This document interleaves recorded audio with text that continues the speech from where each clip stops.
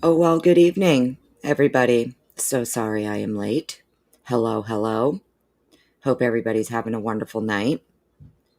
Dagburn, I saw you hanging out in chat earlier. I hope you're still here. Hopefully, everybody can hear me. Lucy, always good to see you. Jazz King, you made it. Thank you so much for your support, Jazz King. I hope you know how much I appreciate it. Stacy Martell, hello. What up? Who else am I missing? There's somebody else here I missed. Oh shit, there's JJ. What up, JJ? Welcome on in. This is where the cool kids hang out, JJ. In case you didn't know, I am me. Hello. How's everybody doing? Stacy, did I say hello to you? Hello, you're here. All right. So I know there's been a lot of speculation. Anna D, you made it. Well, welcome on in, honey. I spent a little bit of time kind of going back and looking at some things, and yeah, I think that this is going to be really interesting. Actually, I found it interesting, so maybe this will help us see maybe potentially who could be leaking. Maybe it was a problem a while ago. Maybe it was something that was addressed a while ago, and furthermore, you know, when it comes to the leaking, what are they going to do about it, right? Maybe this is what tomorrow's about. Maybe it's not, maybe it is, right? But we're going to take a look at it anyway, just to see. Bree Sully, what's up? What's cracking, homie? How you doing? Beckles, hello. Welcome on in, P Fox. Oh, you darling. Beep beep, not beep. Hi, hello to you. Hi, hello. Always good to see you, Leah. Story, beautiful Leah. Always good to see you as well, darling. Gina P, cheers, honey. See you. Well, I think maybe this will help everyone for tomorrow. I know we're not going to be privy to it anyway, but maybe, just maybe, what we're going to take a look at tonight. Maybe. Karma Police, hello. Good to see you. All right. So, how's my audio, friend? Before we get too far into this, Justine, hello. I need to make sure my audio is good. Also, yeah, spooks or solar flares. How's my audio, honey? Is it all crackly and crazy, or does it sound okay? Also, disclaimer, the people next door are outside and they're very loud, so sorry if you can hear them. Leslie and Lee, well, welcome on in. Good to see you. Somebody let me know how my audio is before I even get too far into the show. Sound is good? Okay. Thanks, Tom. Appreciate you. All right, so let's take a look at this first. So we're going to go back and we're going to take a look at everything having to do with the non-dissemination order, the stipulation to unseal with redactions, a hearing that was held regarding non-dissemination order, who's a party and who's not, and blah, blah, blah. So we're just going to go look at all of that. Let's see. So I was going to go in date order here, but I want to look at this one first. Maybe I should do this one first. We'll go in date order here, I think, maybe. Audio's good. Thank you, guys. Appreciate you. Welcome on in, everybody. Thank you for being here. And I'm pretty sure they just hit my car. Hang on one second, because I will lose my shit.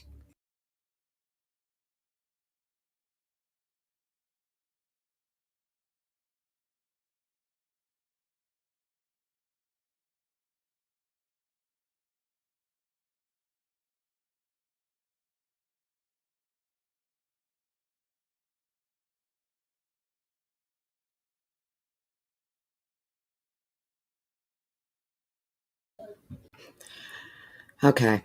Sorry about that, friends. Let's see. Okay.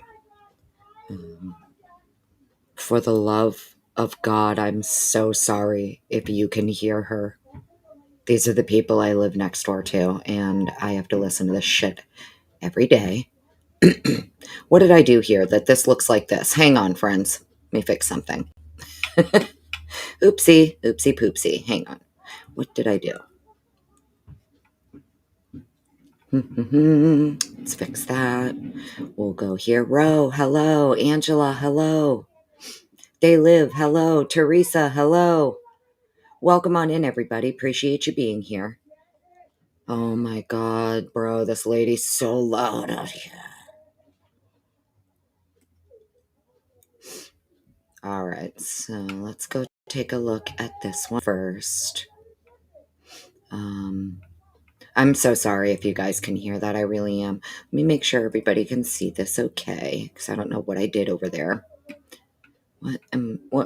Why is it showing like this on my end? Hang on, friends. Oopsie. Okay, there we go. Perfect. All right. So this is the amended non-dissemination order that was issued by Megan Marshall. Looks like up in the right-hand corner here, January 16th, 2023. As long as everybody can hear me okay, thank you for being here. Welcome on in. Don't forget to hit the thumbs up, or you can thumbs it down. Follow your heart. You know what to do. Smash the like. Don't forget to subscribe. Do all the YouTube things, and we'll get on with it. You can't hear her, Heather? Absolutely. I mean, that's insane that you can't hear her. I want to open my window and literally be like, shut the fuck up. Well, that's great. I'm so glad you guys can't hear it. I'm so glad you can't hear it, because she's honestly the loudest person that I've ever come across in my life. I'm one loud person. So, anyways, Rayannette, hello. Jackie, hello. Thank you, darling, for being here. Good, you can hear me. Okay, cool. You don't hear them. When, people are saying they don't hear anything, they're talking about my neighbors that I'm apologizing because they're really loud out there. Okay, you can hear me, not them. Perfect. Awesome. Appreciate you guys. Welcome on in. Thank you for being here. Let's get into this. So you can hear her, but it's really muffled. Okay, cool. Awesome. Perfect. That's exactly what I want to hear. So let's get into this. It's only 3 pages. This one's not too long, so that's why we're going to do this one first. It's the amended non-dissemination order. It says there is a balance between protecting the right to a fair trial for all parties involved and the right to free expression as afforded under both the United States and Idaho Constitution. To preserve the right to a fair trial, some curtailment of the dissemination of information in this case is necessary and authorized under law. Therefore, based upon the stipulation of the parties and with good cause, it is hereby ordered: 1. The attorneys for any interested party in the case, including the prosecuting attorney, defense attorney, and any attorney representing a witness, victim, or victim's family, as well as the parties to the above entitled action, including but not limited to investigators, law enforcement personnel, and agents for the prosecuting attorney or defense attorney, are prohibited from making extrajudicial statements, written or oral, concerning this case, except, without additional comment, a quotation from or reference to the official public record of the case. 2. This order specifically prohibits any statement which a reasonable person would expect to be disseminated by means of public communication that relates to the following: A. Evidence regarding the occurrences or transactions involved in the case. B. The character, credibility, reputation, or criminal record of a party, victim, or witness, or the identity of a witness, or the expected testimony of a party, victim, or witness. C. The performance of results of any examination or test, or the refusal or failure of a person to submit to an examination or test. D. Any opinion as to the merits of the case or the claims or defense of a party. E. Any information a lawyer knows or reasonably should know is likely to be inadmissible as evidence in a trial, and what would, if disclosed, create a substantial risk of prejudicing an impartial trial. F. Any information reasonably likely to interfere with a fair trial in this case afforded under the United States and Idaho Constitution, such as the existence or contents of any confession, admission, or statement given by the defendant, the possibility of a plea of guilt, or any opinion as to the defendant's guilt or innocence. It is further ordered that no individual covered by this order shall avoid its prescriptions by actions directly or indirectly, but deliberately, that result in violating this order.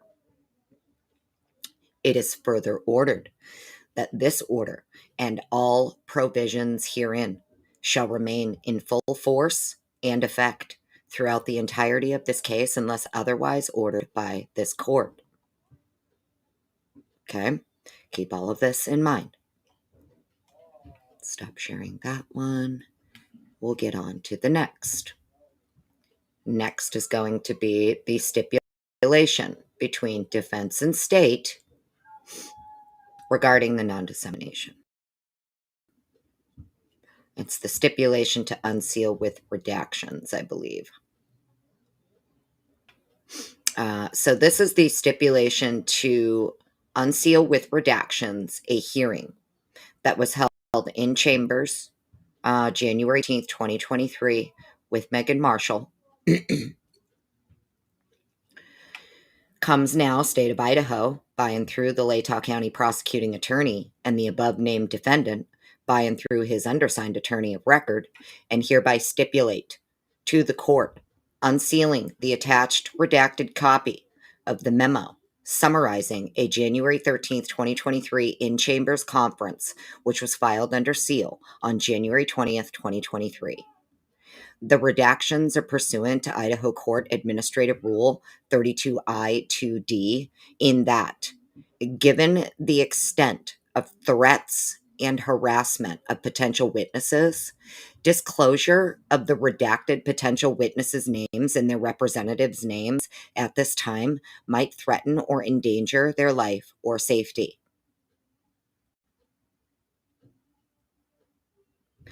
The following is a summary of the in-chamber Zoom meeting with Judge Marshall for January 13th, 2023.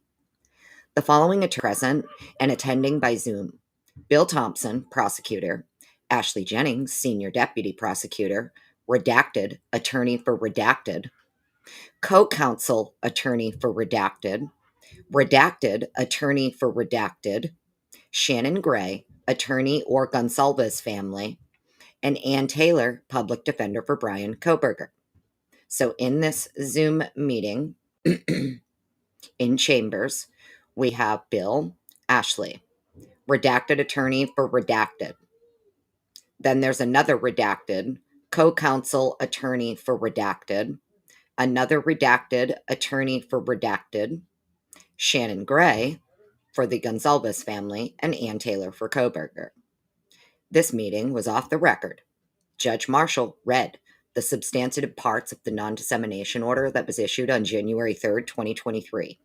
Judge Marshall reminded the parties that the order mirrors Idaho Rules of Professional Conduct, Rule 3.6, which she then read. Judge Marshall directed everyone's attention to the commentary for the rule, specifically subparagraphs 1 and 3. Judge Marshall states her reading of the commentary 3 leads her to believe the rule applies to all lawyers participating in the Zoom meeting. This includes not only the state and the defense, but also attorneys for witnesses. Judge Marshall directed everyone's attention to the commentary for the rule, specifically subparagraphs 5 and 7. After a review of the Rule 3.6, Judge Marshall explained that the purpose for the meeting was in response to what she has been seeing and hearing from various media sources. She has tried to ignore most media covering the case since she will be presiding over the preliminary hearing. This case has garnered national and international attention. This is a high-profile case, and she wants to remind all attorneys not to engage in any conduct that would interfere with a fair trial. Because of the nature of the case, this will be a long process. She further advised it is not the responsibility of the attorneys in this case to disseminate information to the media. Let's read that again. She further advised it is not the responsibility of the attorneys in this case to disseminate information to the media. She is not ordering clients, meaning witnesses, not to talk to the media, but stressed this case should not be tried in the media, but in the court of law. Lawyers involved need to, quote, take their duties in utmost regard, end quote, when conducting themselves and advising their clients. Judge Marshall stated she wanted to make her expectations clear regarding the lawyer's ethical duties. If lawyers fail to adhere to their ethical duties, she will have to either find them in contempt of her order and or report their actions to the Idaho State Bar. Megan Marshall told them in this sealed hearing, all of them, if you lawyers fail to adhere to your ethical duties, I will have to either find you in contempt and or report you to the bar. Shannon Gray responded that he reached out after the non-dissemination order was issued asking for clarification, and he did not receive a response. He asked if the order precludes victims and witnesses from speaking. Judge Marshall reiterated that her order does not preclude witnesses from speaking. Redacted responded that he expects his client, redacted, witness in this case. He also expects that the decedent's families will be witnesses in this case, since it is a potential capital case, and they would be called to testify. He has handled numerous homicide cases, including capital cases, during his career. He assures the court he has advised his client, redacted, to decline all media and will continue to do that. His client will not comment, as it would be inappropriate to comment. So one of these attorneys, these redacted attorneys, piped up here and responded that he expects his client, redacted, will be a witness in this case. He also expects that the decedent's families will be witnesses in this case and likely called to testify. This person, this attorney representing redacted, who is likely a witness in the case, has assured the court that he has advised his client, redacted, to decline all media and will continue to do that. He and his client will not comment, as it would be inappropriate. Judge Marshall appreciates redacted's perspective. Judge Marshall reiterates she is not saying that clients cannot talk to the media, but does question whether it is wise for them to talk to the media. She reminds lawyers they have a responsibility in giving advice to their clients. If any lawyer has questions about this or takes issue with this, they should contact the Idaho State Bar and seek clarification. Meaning, Mr. Gray, if you have any further questions, go to the Idaho State Bar and they can fucking clear it up for you. There's precedent set here. You, sir, may not disseminate anything in this case that is not already public. And you shouldn't be sharing it with your clients to disseminate it either. That's just my opinion. No facts here. Shannon Gray speaks about emailing the state and wanting to contact the court to seek clarification. Well, see, you don't need to email the state and contact the court for clarification, because you can just seek your clarity from the Idaho State Bar. That would be the appropriate place to seek clarification. Mr. Gray stated he would seek clarity from the Idaho State Bar. Shannon Gray speaks about emailing the state, wanting to contact the court to seek clarification. Mr. Gray stated he would seek clarity from the bar. Judge Marshall responded that she appreciates Mr. Gray reaching out, but that she has limited accessibility with a full court calendar. This is why she scheduled this meeting. Mr. Gray discusses the PC affidavit and alleges that information is getting leaked from the prosecutor's office. Interesting. Mr. Gray, in this closed, off-the-record, sealed hearing, discusses the probable cause affidavit and alleges that information is getting leaked from the prosecutor's office. Judge Marshall reminds the parties about IRPC 3.6 and the lawyer's duties. Lawyers should not be speculating. Judge Marshall clarifies that the public record is what is in the court's case file. It is not information reported by the media. Judge Marshall clarifies that attorneys are not prohibited from advising their clients, but they are prohibited from speaking to the media. Example, you can advise your client about what might happen at the status hearing, but you should not be speculating about what will happen to the media. Judge Marshall also reminds attorneys that their statements made must also be true. Their statements made must also be true.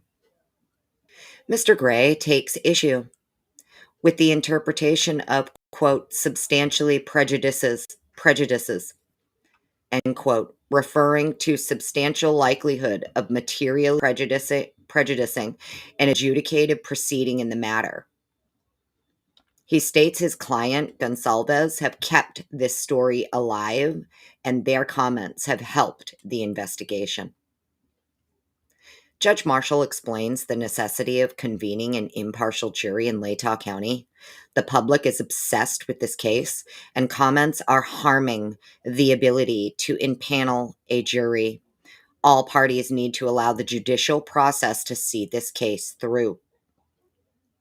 Mr. Gray responds that it is unrealistic to believe that we will find a jury in the United States that hasn't heard about the case. Mr. Gray takes issue that he was not given a lot of notice that he would be having this meeting. He was not given enough time to prepare. Judge Marshall reminds the parties that the Constitution still applies in this case. Lawyers have a duty to uphold the system and allow the system to see the case through. Redacted reminds Mr. Gray that he is creating a record by his media interactions. His statements are being captured by the defense. All of his statements impact the case, and advised Mr. Gray to exercise restraint. Mr. Gray takes issue with Redacted's advice, and Judge Marshall stops the argument. Let me come over here to chat real quick. What do you guys think so far? Pretty interesting, huh? Pretty interesting. Welcome on in, everybody. Sorry if I missed you. Thank you for being here. Gen 7. Hello, darling. How are you, Clifton Mayo? Twiz, darling. Hello, Meg P. Who else am I missing? Sorry, guys, if I'm missing you all. Appreciate you all being here. What do you guys think so far, huh? Interesting. Mittens for Kittens. Ro. Hello, Mark and Betty. I don't know if I missed anybody else. Steven. Appreciate everybody being here. Welcome on in. I don't know where my Mercy Cat is, but if you see her, tell her I love her so much. What do you guys think, though? So here we are, way back when, in the beginning of 23, where this off-the-record hearing is occurring. An attorney representing another witness in this case reminds Mr. Gray that he is creating a record by his media interactions. His statements are being captured by the defense.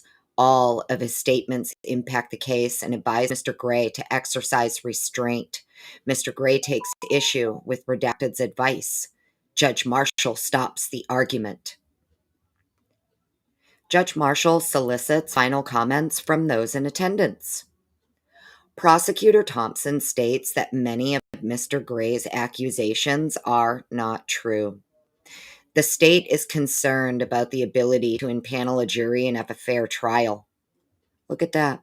The state is concerned about the ability to impanel a jury and have a fair trial. Well, isn't that interesting? The state was concerned about it way back in fucking January of 2023.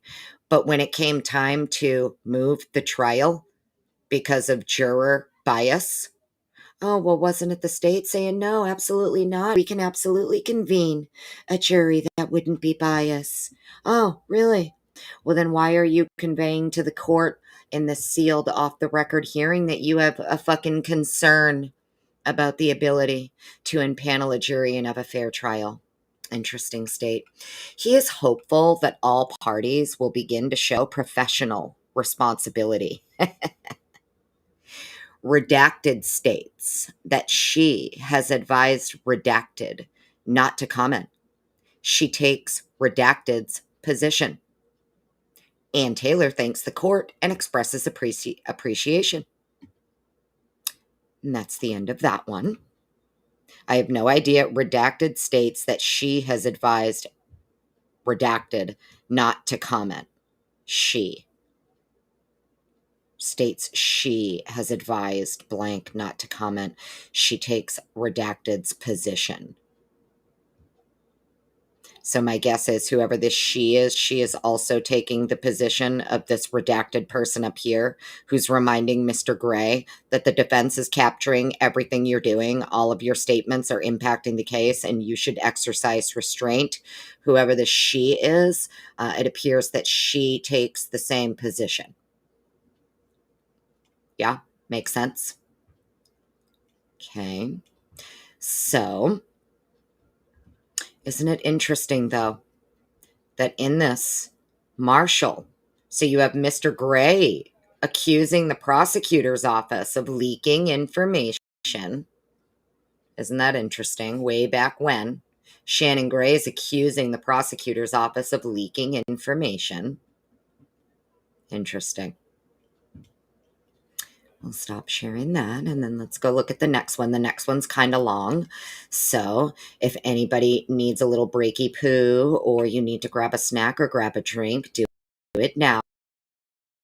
I think the next one is like 27 pages. I can get through it as quickly as we can. Yeah, that's what I was thinking too, Heather. This is why you're my right brain. I was assuming it must be Bethany too. She is a female attorney. So that was my assumption as well, but, didn't want to, I agree with you, darling. I agree with you, darling. It's probably Bethany's attorney. So, yeah. All right. So, yeah, if you need to take a break or grab a snack or whatever you got to do it now. Thanks, everybody, for being here. Appreciate every single one of you. Hope you're having an awesome Tuesday. Is my, yeah, maybe, Ro, yeah, could be. Could be. Celtic Spike, holy shit, where you been? Haven't seen you in forever. Welcome on in. Appreciate you being here. Thank you so much. Next one we're going to go into is going to be the order denying Shannon Gray's request to be removed from the non-dissemination order.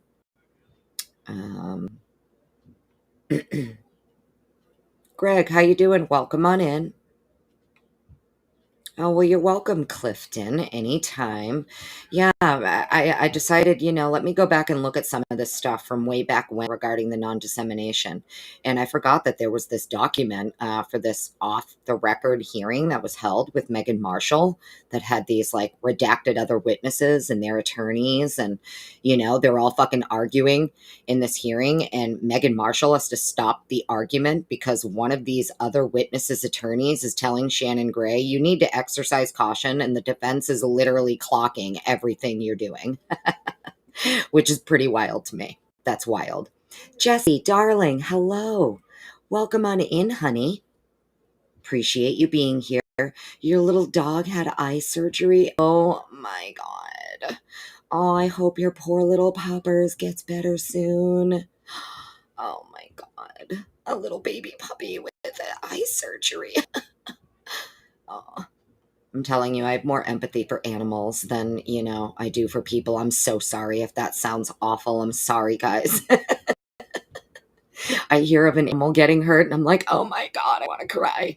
I hear about people getting hurt and I'm like, well, shit happens. What the fuck is wrong with me, friends? My prior life desensitized me to a lot of things, I think. But I love animals. This is back in, let me see, when was that, honey? So the stipulation for this hearing, so this sealed hearing that was held off the record, let me go look at the date in it again. It says the following is a summary of the in-chamber Zoom meeting that was held with Judge Marshall on January 13th, 2023. So this is literally like within what? Less than 2 weeks of him being arrested. This is less than 2 weeks after Brian gets arrested. You have the state not only telling the judge then that they're concerned because Shannon Gray here, okay?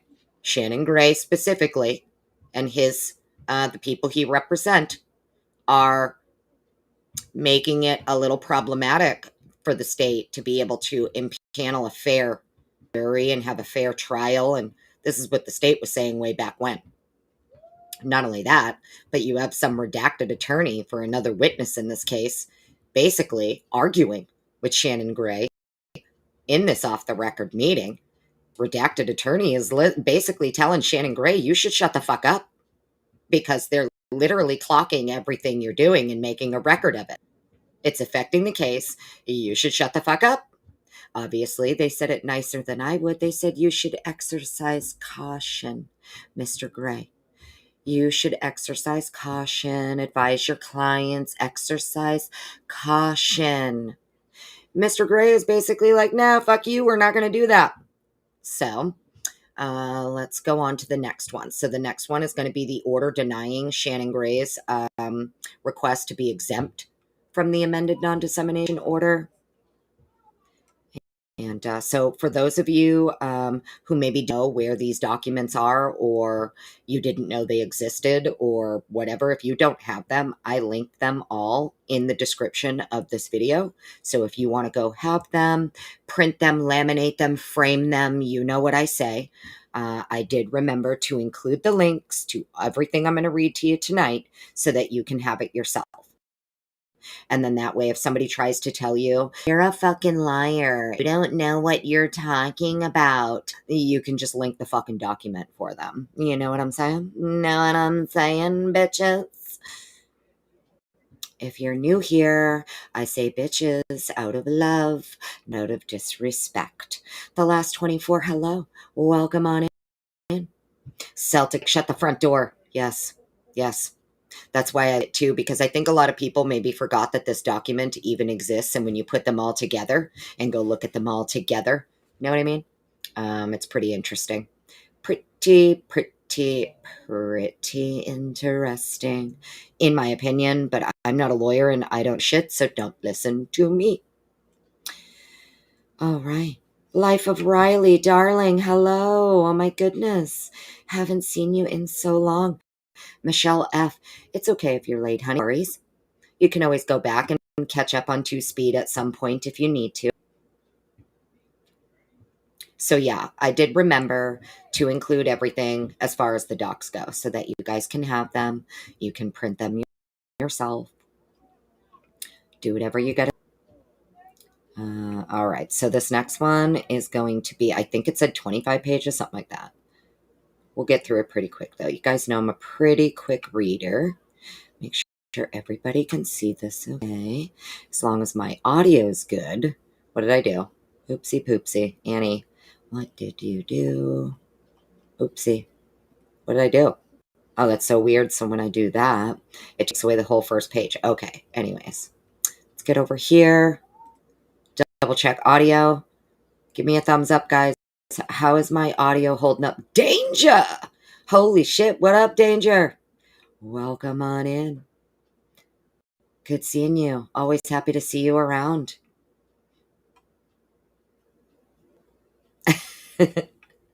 You love the voice, huh? All right, so let's see. Okay, all good on the audio. Thanks, honey. Okay, cool. Awesome. Let me go into my other window here. I'm going to read. Can't see chat. Love you all. Thank you for being here. Into this. So this is going to be the order denying Shannon Gray's request to be exempt from the amended non-dissemination order and granting the request that the order be clarified. This was filed June 23rd, 2023. It's a long one, friends, 27 pages. This order addresses the motion to appeal, amend, and or clarify amended non-dissemination order filed by Shannon Gray, attorney for the Gonzalez family. At the outset, the court would like to make clear that the amended non-dissemination order does not restrict the Gonzalez family from speaking about the case to the media or anyone else. Instead, what the hell just happened? Hang on. Oh, for the love of Pete Santilli. Is it just going to cut off the first page here for real? Why is it doing that? Sorry, friends. Hang on one second. What in the actual fuck? Let's try that. It's literally cutting off the first page, like, no matter what I do. I don't know why. Okay, well, I mean, fuck it. We're just going to roll with it, I guess. You guys can go look at the document for yourself and follow along. I'm not sure why it's doing that, cutting off that first page, but that's why I linked it. So you can go follow along in the doc for yourself. As you can see, it's not me. You can see like the first sentence here, but then all of a sudden it's like, I don't know what happened.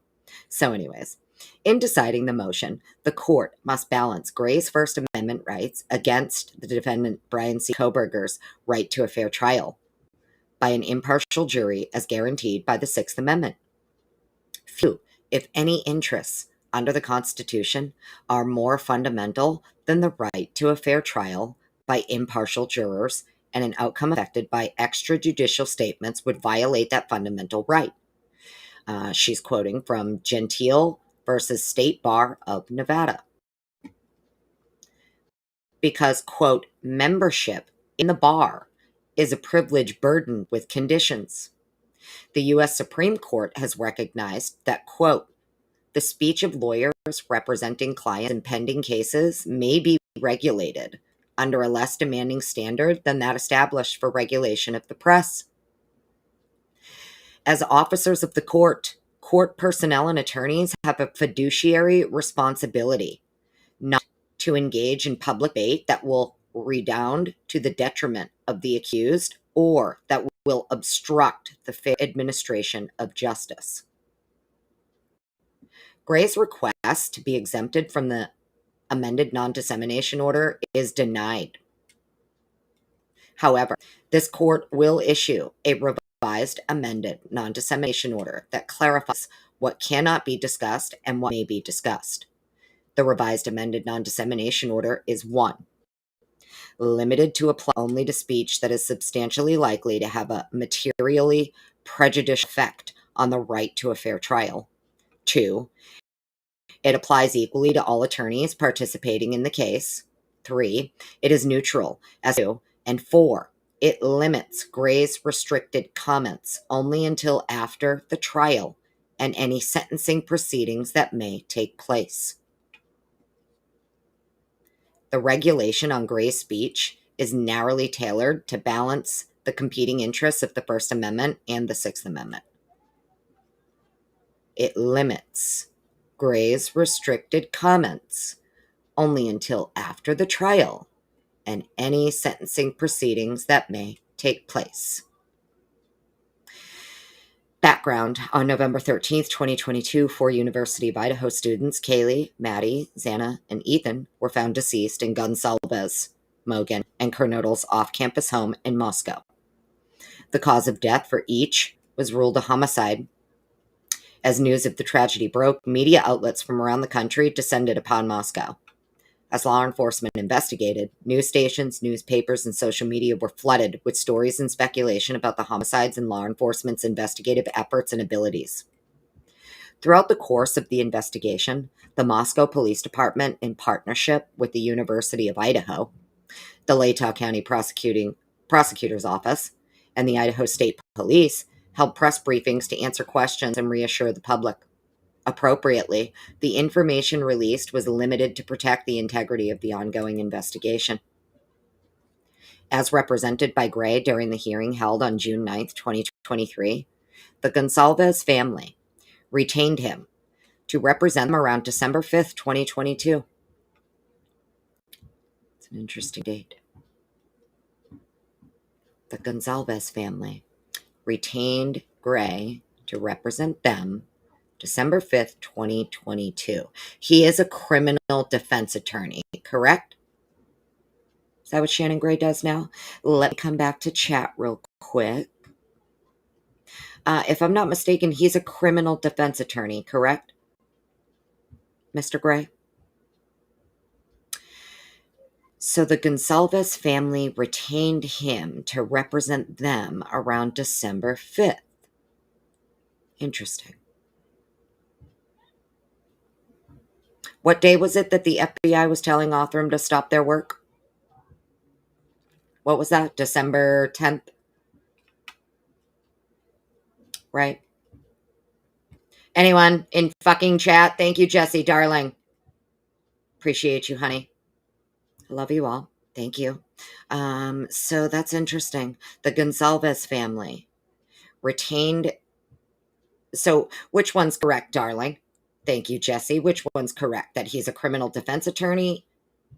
Both?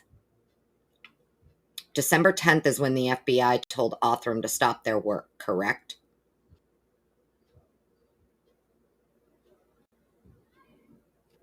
I'm not going to stay stuck on stupid for too long with this one, but that's an interesting date. During the hearing, Gray did not dispute representations made that he himself, as well as members of the Gonsalves family, had participated in several interviews with the media, which, as Gray described, were, quote, critical of the homicide investigation.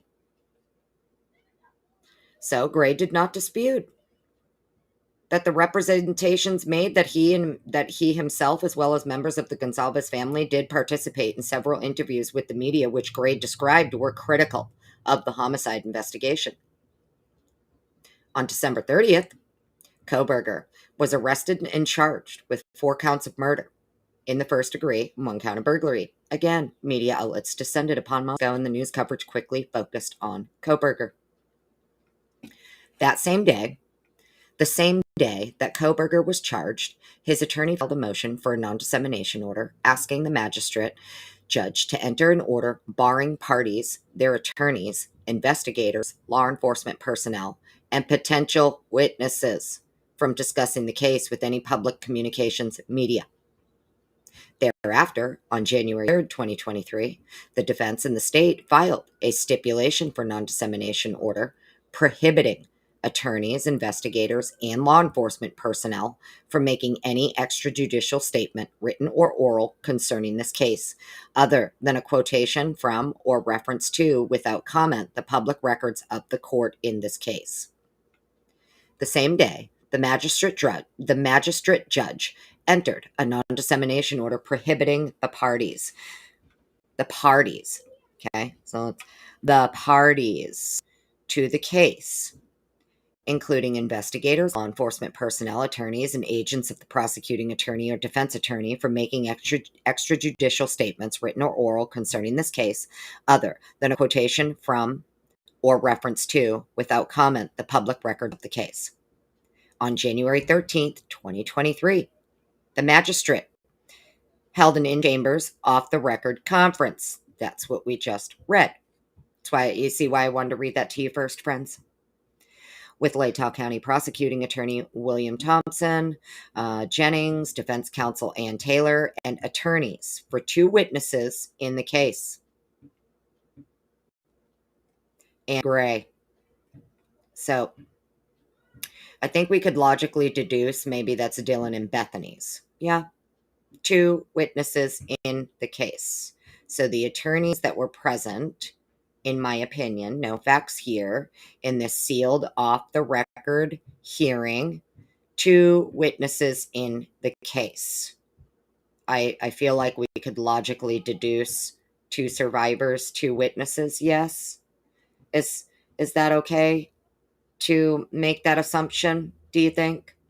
Friends, Kane B, what up? Welcome on in, homie. How long you been here? Good to see you. ADH Stacy, hello. Summer Jade, hello. Anybody else I'm missing? I'm so sorry. Welcome on in, everybody. Wellington, hello. All right.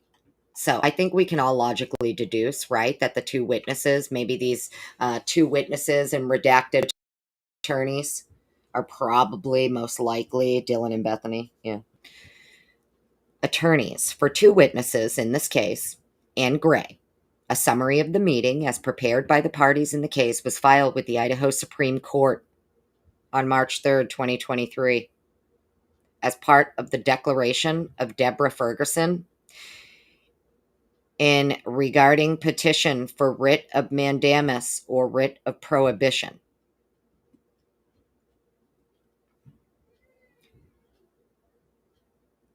So Deborah Ferguson, if I remember correctly, you could, if I'm wrong, I'm so sorry, but if I remember correctly, the declaration of Deborah Ferguson is like a lawyer for media personnel. I could be wrong. And the writ of mandamus and the writ of prohibition, I think, had to do with when the media was trying to intervene on behalf of their First Amendment rights, correct? Anyone in my chat? Right? For fuck's sake, Fitziana, darling, are you here? I think that is what that was about, right? Because it had to do with the media going through the Supreme Court, claiming that this non-dissemination order was like affecting the media's right or whatever. It was interfering with the right of the media or something like that. I could be wrong. If I'm wrong, I'm so sorry. I don't know shit, right? This is what I tell you guys. Don't listen to me. I don't know shit. Read it yourself. Ask questions. Look it up. Whatever. But this is why I'm asking the chat. I think this is why a copy of it, a summary of this meeting, was filed with the Idaho Supreme Court on March 3rd, 2023, as part of the declaration of Deborah Ferguson regarding petition for writ of mandamus or writ of prohibition. The purpose of the conference was to address the applicability of the non-dissemination order to the attorneys both present as parties to the case and the attorneys participating in the case. The magistrate judge reminded the attorneys that this case is a high-profile case with both national and international media coverage, and that they each have a duty under the Idaho Rules of Professional Conduct to not interfere with the parties' right to a fair trial. The magistrate advised the attorneys that it was not their job to disseminate information to the media. The magistrate judge stated that the non-dissemination order did not restrict the attorneys, non-party clients, including the Gonzalez family, from speaking to the media, but reiterated the importance of the case being tried in a court of law and not the media, and encouraged each attorney to advise their clients accordingly to preserve the right to a fair trial by an impartial jury. On January 18th, 2023, the magistrate judge, based on the stipulation of the parties, entered the amended non-dissemination order to balance Kohberger's right to a fair trial and the right to free expression as afforded under both the United States and Idaho Constitution. The magistrate noted, quote, to preserve the right to a fair trial, some curtailment of the dissemination of information in this case is necessary and authorized under the law. The amended non-dissemination order reads, it is hereby ordered, 1, the attorneys for any interested party in this case, including the prosecuting attorney, defense attorney, and any attorney representing a witness, victim, or victim's family, as well as the parties to the above entitled action, including but not limited to investigators, law enforcement personnel, and agents for the prosecuting attorney or defense attorney, are prohibited from making extrajudicial statements, written or oral, concerning this case, except, without additional comment, a quotation from or reference to the official public record of the case. 2. This order specifically prohibits any statement which a reasonable person would expect to be disseminated by means of public communication that relates to the following: A. Evidence regarding the occurrences or transactions involved in the case. B. The character or credibility, reputation, or criminal records of a party, victim, or witnesses, or the identity of a witness, or the expected testimony of a party, victim, or witness. C. The performance or results of any examination or test, or the refusal or failure of a person to submit to an examination or test.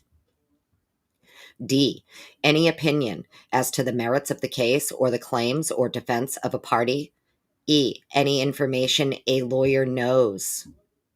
Any information a lawyer knows or reasonably should know is likely to be inadmissible as evidence in a trial, and that would, if disclosed, create substantial risk of prejudicing an impartial trial. I can't talk today. F. Any information reasonably likely to infer with a fair trial in this case afforded under the United States and Idaho Constitution, such as the existence or contents of any confession, admission, or statement given by the defendant, the possibility of a plea of guilt, or any opinion as to the defendant's guilt or innocence. Footnote 1. There is no dispute that the Gonsalves family is not party to Norley's attorney. The term to describe the state and the defendant, Brian Koberger, to this case. On February 3rd, 2023, Gray filed a notice of appearance stating that he represents the Gonsalves family and himself in all pleadings, motions, and notices.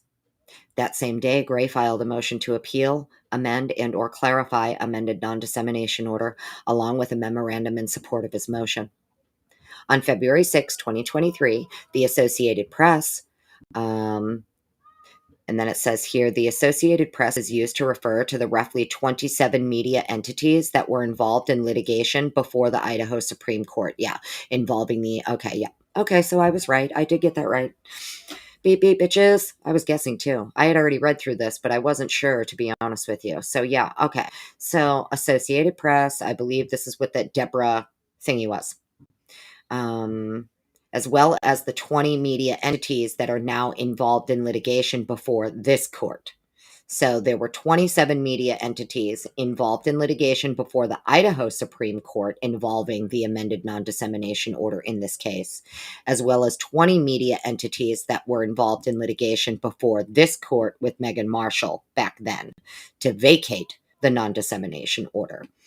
They filed a petition for a writ of mandamus, I don't know if I'm pronouncing it right, or a writ of prohibition with the Idaho Supreme Court related to the amended non-dissemination order. On February 8th, 2023, the state filed a memorandum of points and authorities relating to the non-dissemination order and the affidavit of Latah County Prosecuting Attorney William Thompson stating that, quote, members of the Gonsalves family who are represented by Mr. Shannon Gray are potential witnesses in this case, including at trial and or sentencing. On February 9th, 2023, Koberger filed an objection to motion to appeal, amend, and or clarify the non-dissemination order. So for anybody who, sidebar, think there were some people giving my right brain, for fuck's sake, Fitziana, some shit about the Gonsalves family are not witnesses in this case. Well, according to motherfucking Bill Thompson and his affidavit that he filed on February 8th, 2023, not an affidavit, sorry. February 8th, 2023, the state filed a memorandum of points and authorities relating to the non-dissemination order and the affidavit of Bill. Yes, so Bill's affidavit states, quote, members of the Gonsalves family who are represented by Mr. Shannon Gray are potential witnesses in this case, including at trial and or sentencing. On February 9th, 2023, Koberger filed an objection. On February 26, 2023, the magistrate issued a notice regarding hearing date on motion to appeal, amend, and or clarify the non-dissemination order, informing the Gonsalves family that their motion would be set for hearing after the Idaho Supreme Court issued a decision on the Associated Press's petition. On April 24th, 2023, the Idaho Supreme Court issued an opinion dismissing the Associated Press's petition, finding that although the media did have standing to challenge the amended non-dissemination order, they must first present their petition to the trial court. The magistrate then set a hearing on the Gonsalves motion for May 25th, 2023. Thereafter, on May 2nd, the Associated Press filed a intervene and a motion to vacate the amended non-dissemination order. Because of the Associated Press's filings, the magistrate vacated the hearing for the Gonsalves motion set for May 25th and set a scheduling conference for May 22nd. On May 16th, 2023, an indictment was filed against Koberger, and this court began presiding over the case. On May 22nd, 2023, after Koberger's arraignment, this court conducted a scheduling conference, set a briefing schedule, and hearing for oral argument.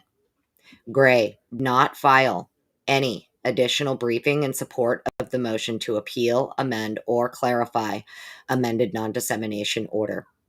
On June 6, 2023, the state filed a concurrence with Koberger's February 9, 2023 filing.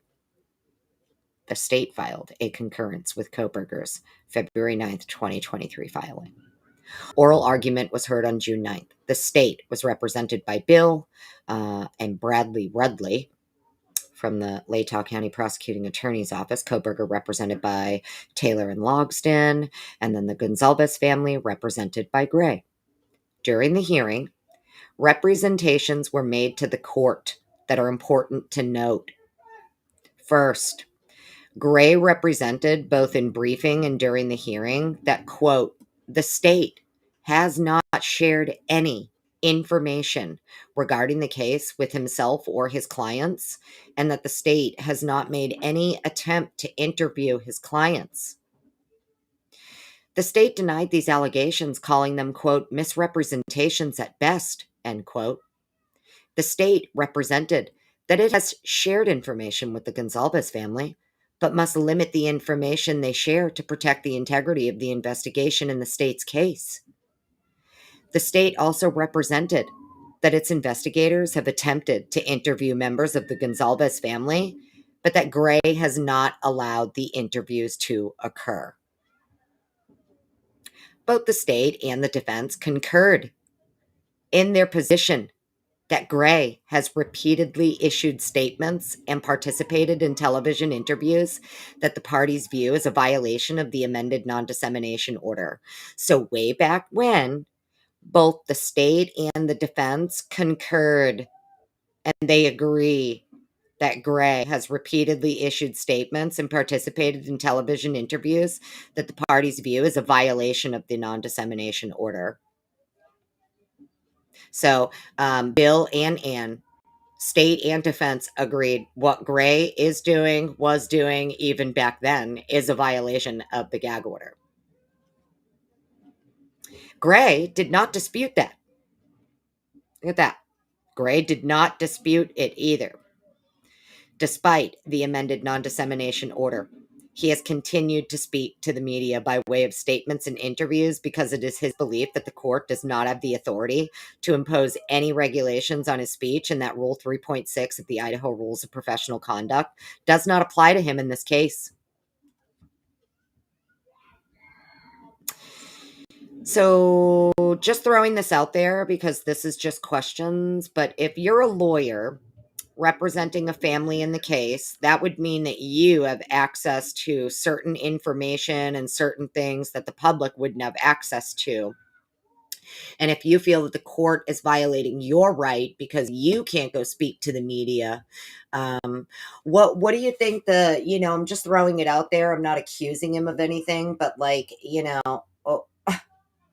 is there a chance here that, because he had a hair across his ass about not being able to, I mean, he can get access to things. And maybe if he can't talk about it because it would be considered a violation of the gag order. I mean, I don't know. It just, something's off about all of this, that even way back when the state and the defense agree, whatever this guy's doing, right? It's not going to help at all. It's actually going to make it impossible for us to get a fair trial, impossible for us to find an impartial jury. Furthermore, they're violating the gag order, right? They were saying this all back then. Just saying. All right. So the Gonsalves family's motion raises two distinct issues. First, does the amended non-dissemination order prohibit the Gonsalves family from speaking to the media or the public about the case? The amended non-dissemination order does not apply to the Gonsalves family. Also, the court's revised amended non-dissemination order will not restrict the Gonsalves family's speech. However, while the speech of the victims' families is not and will not be restrained by court order, this case is indisputably high profile, and the law requires the case to be tried in a court of law and not in the press or the public. As the U.S. Supreme Court has stated, quote, "It is not asking too much to suggest that those who exercise First Amendment rights in newspapers or broadcasting enterprises direct some effort to protect the rights of an accused to a fair trial by unbiased jurors." The same is true for those participating in a case and privy to confidential information, meaning your lawyers. The second issue raised in the Gonsalves family motion is whether the court has the authority to restrict the speech of Gray, an attorney involved in, but not a party to the case.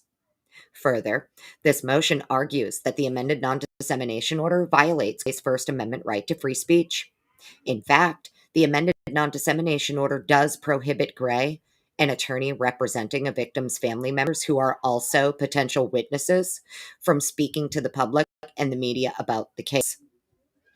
Gray argues that, quote, as attorneys for one of the victim's families, he is allowed to relay to the media any of the opinions, views, or statements of those family members regarding any part of the case. Gray also argues that he himself is, quote, allowed to comment on the case and other issues surrounding the investigation.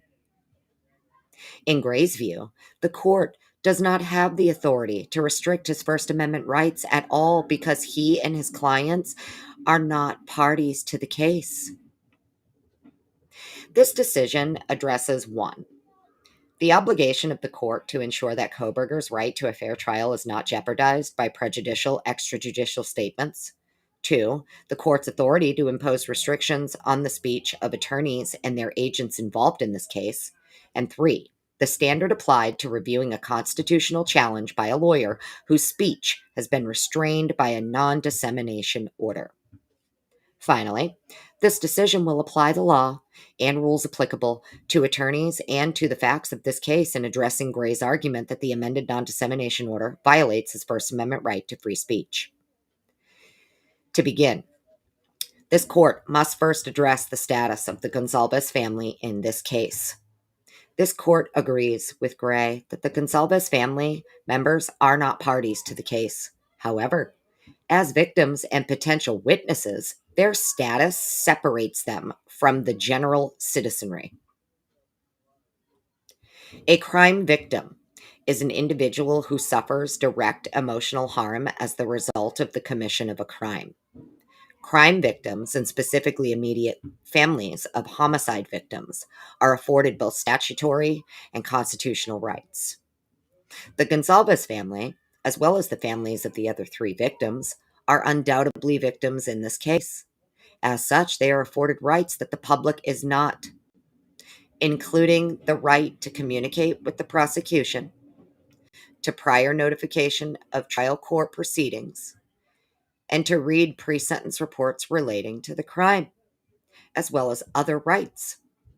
These rights put the victims' families and Gray, the attorney representing the Gonsalves family, in a position to know details about the crime in the prosecution's case that the public has no right to know at this stage.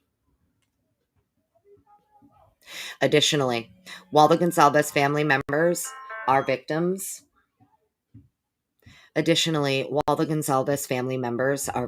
they are also potential witnesses in the case for both trial and sentencing. Again, this puts them in a unique position and sets them apart from the public. In 1996, the U.S. Supreme Court recognized a defendant's right to a trial by an impartial jury free from outside influences in the face of massive, pervasive, and prejudicial publicity. Shepard v. Maxwell. The court chastised the trial judge for not taking strong measures to ensure Shepard's right to a fair trial. The trial court did not enter a non-dissemination order restricting the speech of trial participants or any gag order on the media. In overturning Shepard's conviction, the court listed several things that the trial court should have done. 1. The judge should have adopted stricter rules governing the use of the courtroom by newsmen, and should have more closely regulated the conduct of newsmen in the courtroom. 2. The court should have insulated the witnesses. All of the newspapers and radio stations apparently interviewed prospective witnesses at will, and in many instances disclosed their testimony.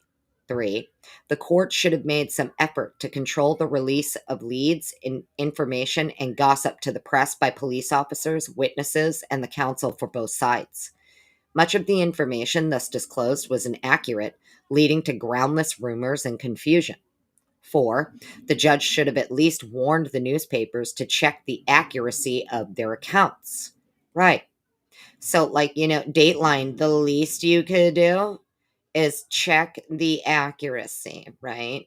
The judge should have at least warned the media to check the accuracy of your sources coming to you, telling you shit when they shouldn't be.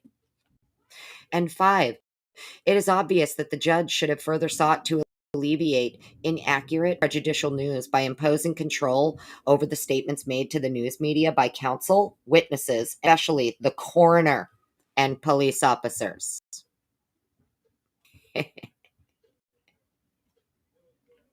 In summary, the court stated that, quote, the trial court might well have prescribed extrajudicial statements by any lawyer, party, witness, or court official which divulge prejudicial matters, such as the refusal of Shepard to submit to interrogation or take any lie detector tests, the identity of prospective witnesses or their probable testimony, any belief in guilt or innocence, like statements concerning the merits of the case. In addressing the tension between the First Amendment and the Sixth Amendment, the court stated, from the cases coming here, we note that unfair and prejudicial news comment on the pending trials has become increasingly prevalent. Due process requires that the accused receive a trial by an impartial jury free from outside influences. Given the pervasiveness of modern communications and the difficulty of facing prejudicial publicity from the minds of the jurors, the trial courts must take strong measures to ensure that the balance is never weighed against the accused. And appellate tribunals have the duty to make an independent evaluation of the circumstances. Of course, there is nothing that prescribes the press from reporting events that transpire in the courtroom, but where there is reasonable likelihood that prejudicial news prior to trial will prevent a fair trial, the judge should continue the case until the threat abates or transfer it to another county, not so permeated with publicity. In addition, the sequestration of the jury was something the judge should have raised sua sponte with counsel. If publicity during the proceedings, sua sponte, baby, sidebar. The only reason I know this is because Rangers lead the way. Hashtag Rangers lead the way. Sua sponte, for those who don't know, it means of their own accord. So let's just read this again. Okay. In addition, sequestration of the jury was something the judge should have raised sua sponte with counsel. Of their own accord, the judge should have raised this with the counsel. If publicity during the proceedings threatens the fairness of the trial, a new trial should be ordered. But we must remember that reversals are but palliatives. The cure lies in those remedial measures that will prevent the prejudice at its inception. The court must take such steps by rule and regulation that will protect their processes from prejudicial outside interferences. Neither prosecutors, counsel for defense, the accused, witnesses, court staff, nor enforcement officers coming under the jurisdiction of the court should be permitted to frustrate its function. Let's read that again.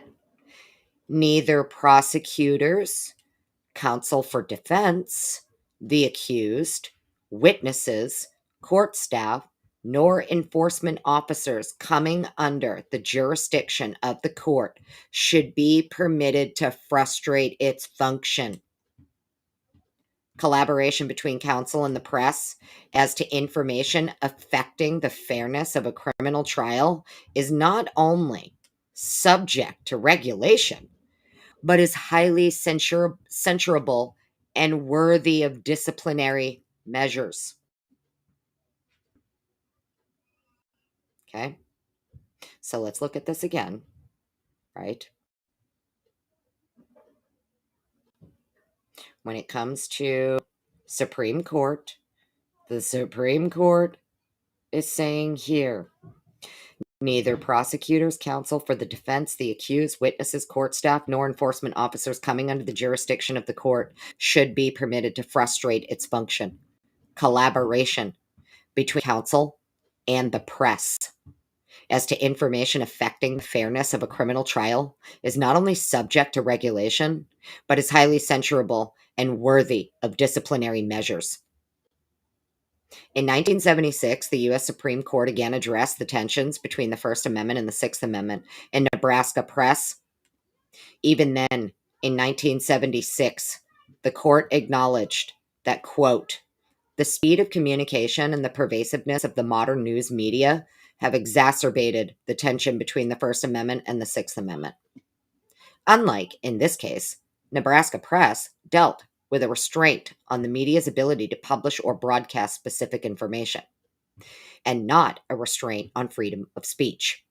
The court recognized that, quote, when the case is a sensational one, tensions develop between the right of the accused to trial by an impartial jury and the rights guaranteed by others by the First Amendment. The court noted that a prior restraint on speech is, quote, most serious and the least tolerable infringement on the First Amendment rights, while also acknowledging that when the death penalty is on the table, it is not requiring too much that a defendant be tried in an atmosphere undisturbed by so huge a wave of public passion. So the Supreme Court agreed. Okay. The worst thing you can do is restrict someone's speech. The court noted that a prior restraint on speech is most serious and the least tolerable infringement on First Amendment rights, while it also acknowledged that when the death penalty is on the table, quote, it is not requiring too much that a defendant be tried in an atmosphere undisturbed by so huge a wave of public passion. The court stated that, quote, it is not asking too much to suggest that those who exercise First Amendment rights in newspapers or broadcasting enterprises direct some effort to protect the rights of an accused to a fair trial by unbiased jurors. The same is true for trial participants, including lawyers who are privy to confidential information. Oh, the same is true for trial participants, including lawyers who are privy to confidential information. In a footnote in the concurring opinion authored by Justice Brennan, the following was noted. A significant component of prejudicial pretrial publicity. Say that 5 times fast, huh? Prejudicial pretrial publicity, prejudicial pretrial publicity, prejudicial pretrial publicity. Blah, blah, blah. Can't do it. A significant component of prejudicial pretrial publicity may be traced to public commentary on pending cases by court personnel, law enforcement officials, and the attorneys involved in the case. In Shepard v. Maxwell, Supra, we observed that, quote, the trial court might well have prescribed extrajudicial statements by any lawyer, party, witness, or court official which divulged prejudicial matters. Quote, the judge should have further sought to alleviate this problem of publicity that misrepresented the trial testimony by imposing control over the statements made to the news media by counsel, witnesses, and especially the coroner and police officers. As officers of the court personnel and attorneys have a fiduciary responsibility not to engage in public debate that will redound to the detriment of the accused or that will obstruct the fair administration of justice. It is very doubtful that the court would not have the power to control release of information by these individuals in appropriate cases. See in regarding Sawyer, blah, blah, blah, and to impose suitable limitations whose transgression could result in disciplinary proceedings. To impose suitable limitations whose transgressions could result in a disciplinary proceeding. Interesting. Let's see. Similarly, in most cases, courts would have ample power to control such actions by law enforcement personnel. Shepard and Nebraska Press leave no doubt that in appropriate cases, the court has the authority to regulate the speech of attorneys involved in a case to prevent prejudicial pretrial publicity, to preserve the right to fair trial by an impartial jury. Gray's argument that the court only has the authority to regulate the speech of the parties to a case is unpersuasive and not supported by case law. In 1985, the Ninth Circuit Court of Appeals addressed a challenge to a non-dissemination order brought by 2 defense attorneys whose speech was restricted under the order. Levine v. U.S. District Court for District of California, Central District of California. As way of background, defendant Richard Miller, a former FBI agent, was charged with espionage. Yay! Word of the day, espionage. Isn't this what I was just saying the other day? When you try to catch a mole, when you want to catch a mole, back in the day, that's how you would be charged in politics. Normally, you're charged under the Espionage Act. Just saying. Richard Miller, a former FBI agent charged with espionage. The case received extensive local and national media coverage. After attorneys for both the prosecution and the defense engaged in extrajudicial statements to the media, the trial court entered an order prohibiting all attorneys in the case from making any statements to members of the news media concerning any aspect of the case that bears upon the merits to be resolved by the jury. Miller's attorneys challenged the constitutionality of the order. In reviewing the order, the court addressed, quote, the clash between the basic and fundamental right to a fair criminal jury trial and the First Amendment right of attorneys to engage in free speech. The court noted that, quote, the district court's order applies only to trial participants.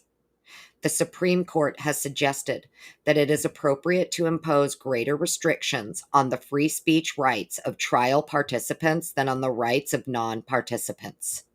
The case for restraints on trial participants is especially strong with respect to attorneys.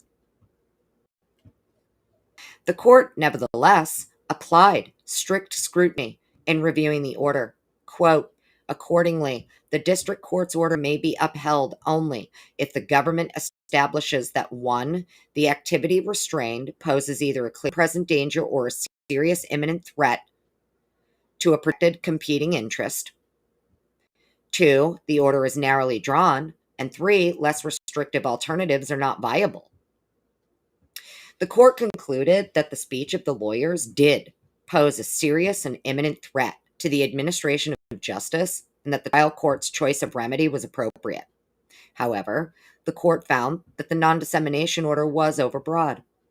The court noted, it is apparent that many statements that bear, quote, upon the merits to be resolved by the jury present no danger to the administration of justice. After the filing of this opinion, the district court must determine which types of extrajudicial statements pose a serious and imminent threat to the administration of justice in this case. The district court then must fashion an order specifying the prescribed types of statements. With regard to statements by the prosecution, it would be appropriate for the district court to order the government to observe the self-imposed limitations set forth in 28 CFR, blah, blah, blah. With regard to statements by the defense, it would be appropriate to prescribe statements relating to one or more of the following subjects.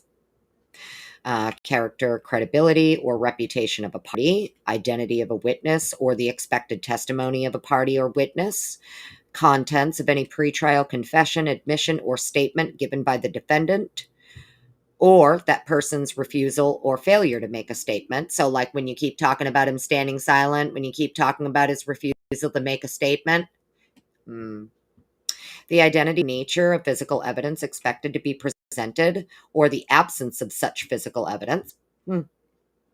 Interesting. The strengths and weaknesses of the case of either party, and any other information the lawyer knows or reasonably should know is likely to be inadmissible as evidence and would create a substantial risk of prejudice if disclosed. In 1991, the United States Supreme Court expressly recognized that the speech of those participating before court can be limited. Gentile v. State Bar of Nevada. In Gentile, a defense attorney, held a press conference after his client was indicted. Gentile proclaimed that the evidence at trial would prove his client was innocent and that, quote, crooked cops were the ones responsible for stealing the drugs and the money at issue. I want to look over the Gentile case, sidebar. Gentile also commented on other aspects of the defense's case. 6 months later, Gentile's client was acquitted. Thereafter, the Nevada State Bar filed a complaint against Gentile, alleging that he violated Nevada Supreme Court Rule 117, which prohibited a lawyer from making extrajudicial statements to the press that had a substantial likelihood of materially prejudicing at trial. However, Rule 117 expressly allowed a lawyer to, quote, state without elaboration the general nature of the defense. The State Bar's disciplinary board found Gentile in violation of Rule 117 and recommended that he be reprimanded. Ultimately, the Supreme Court held that the Nevada Supreme Court Rules 117, as applied to the facts of Gentile's case, was unconstitutionally vague. The court noted the safe harbor provision misled Gentile into thinking he could make the statements he made without discipline.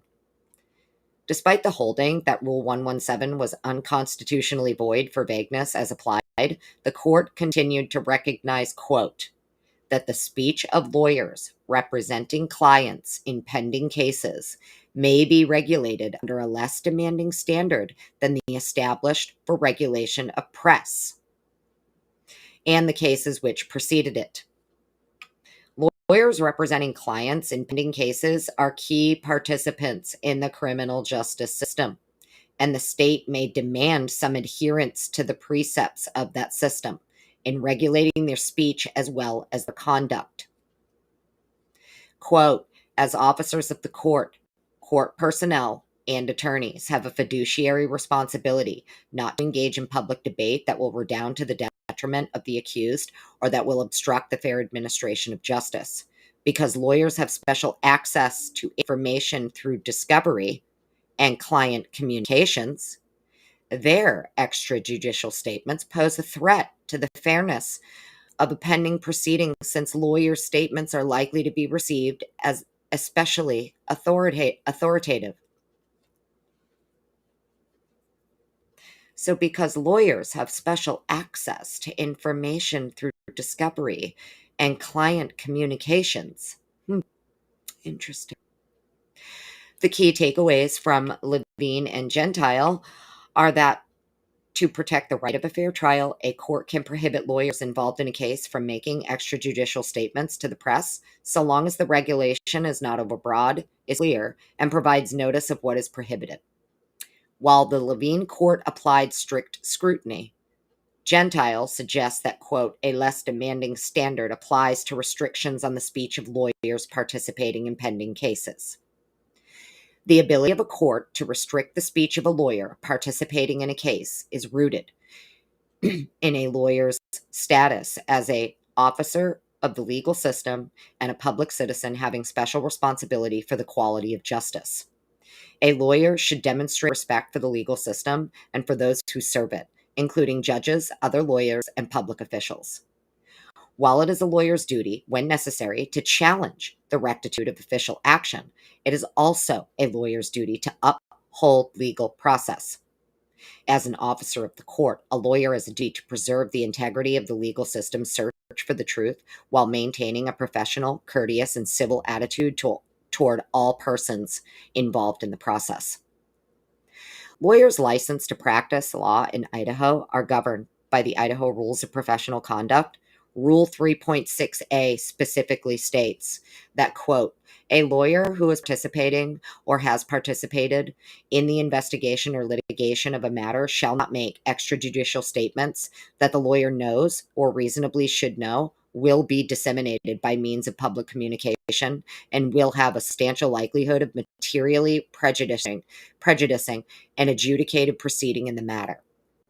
Comment 5 to Rule 3.6 gives specific examples of subjects that are more likely than not to have a material prejudicial effect on a proceeding, particularly when they refer to a criminal matter or any other proceeding that could result in incarceration. 1. The character, credibility, reputation, or criminal record of a party, suspect in a criminal investigation or witness, or the identity of a witness or the expected testimony of a party or witness. 2.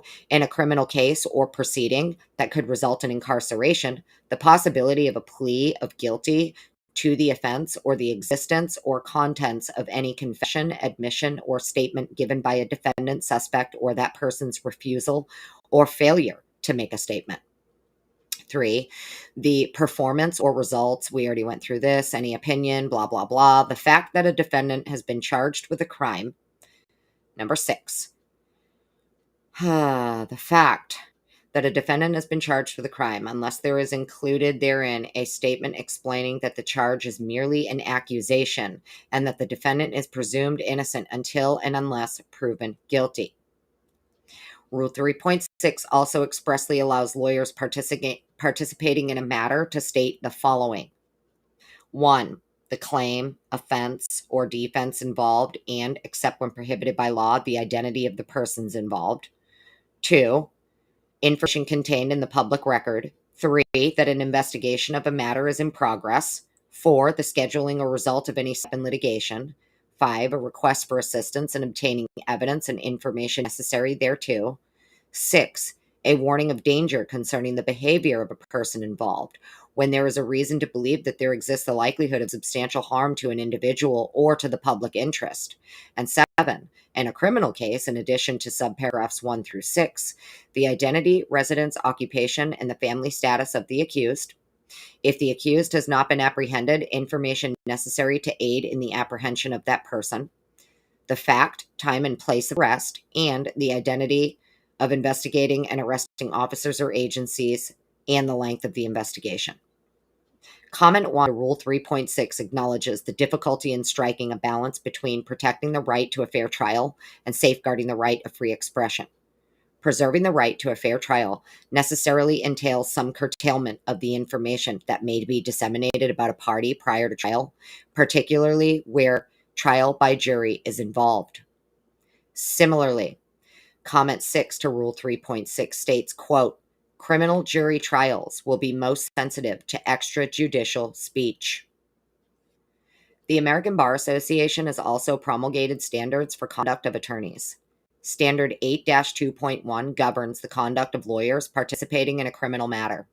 Standard 8.2.1 reads, A, subject to any additional limitations imposed by local or professional rules, during the pendency of a criminal matter, a lawyer participating in that criminal matter should not make, cause to be made, condone, or authorize the making of a public extrajudicial statement if the lawyer knows or reasonably should know that it will have the substantial likelihood of 1, influencing the outcome of that or any related criminal trial or prejudicing the jury, even if an untainted panel ultimately can be found.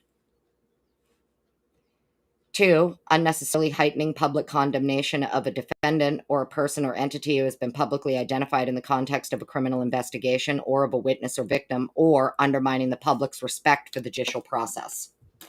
So look at that, huh? The American Bar Association has also promulgated standards. Standards 8-2.1 reads, A, subject to any additional limitations imposed by local or professional rules during the pendency of a criminal matter, a lawyer participating in that criminal matter should not make, cause to be made, condone, or authorize the making of a public extrajudicial statement if the lawyer knows or reasonably should know that it will have a substantial likelihood of 1, influencing the outcome of that or any related criminal trial or prejudicing the jury veneer, even if an untainted panel ultimately can be found. 2, unnecessarily heightening public condemnation of a defendant or a person or entity who has been publicly identified in the context of a criminal investigation or of a witness or victim, or undermining the public's respect for the judicial process. All right, I got to pause for 1 second, friends. Let me come back over to chat. Your girl's having a hot flash. Hang on. Let me mute. I'll be right back. If you got to go to the bathroom, use the bathroom. I'll be right back. Give me 1 minute. Hot flash incoming. Hang on.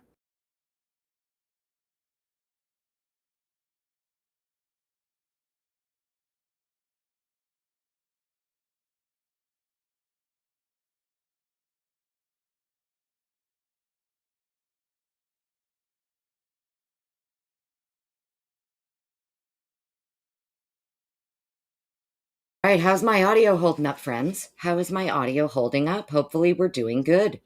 I don't think I've gotten any texts saying, hey, bitch, your audio's going crazy. Fitzy would usually text me and let me know.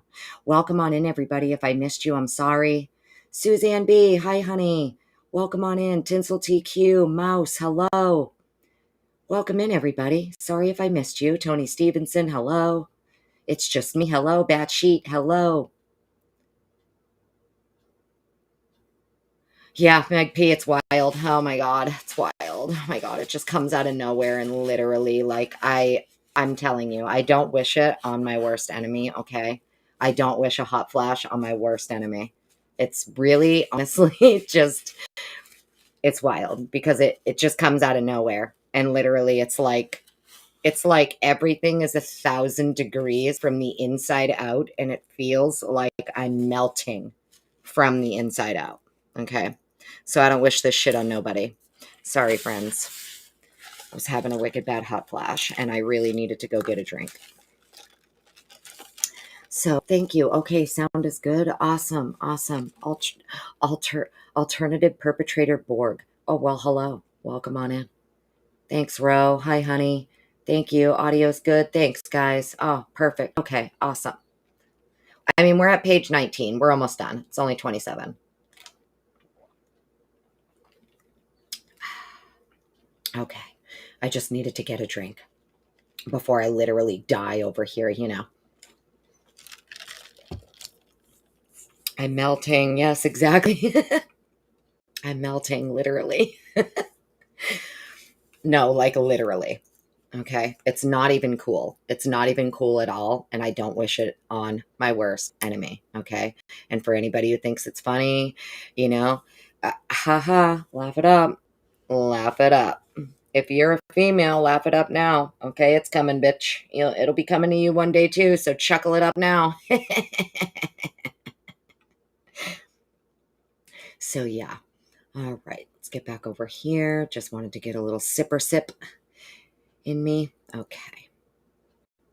No, I have my fan though. I do have my neck fan that I keep on me. Plus, I have like a personal fan that I carry with me. Yep, sure do. Not even embarrassed about it either. Oh, too fast for fleas. Hello. You're so pretty. Good to see you. Thank you for being here. Love seeing you. Mary Holt, hello. Hi. All right. All right. I'm going to try and wrap this up as far as getting to the rest of this document, and then we can chit chat more and chat. Not much left. Let's get through this.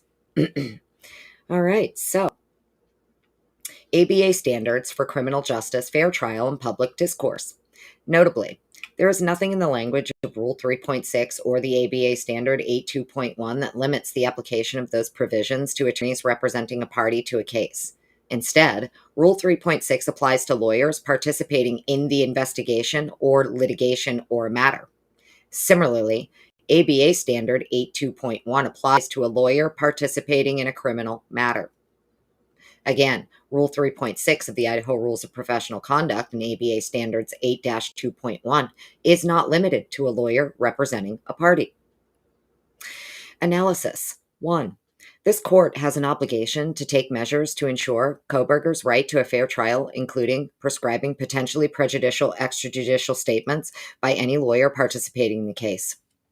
Few, if any, interests under the Constitution are more fundamental than the right to a fair trial by impartial jurors, and an outcome affected by extrajudicial statements would violate that fundamental right.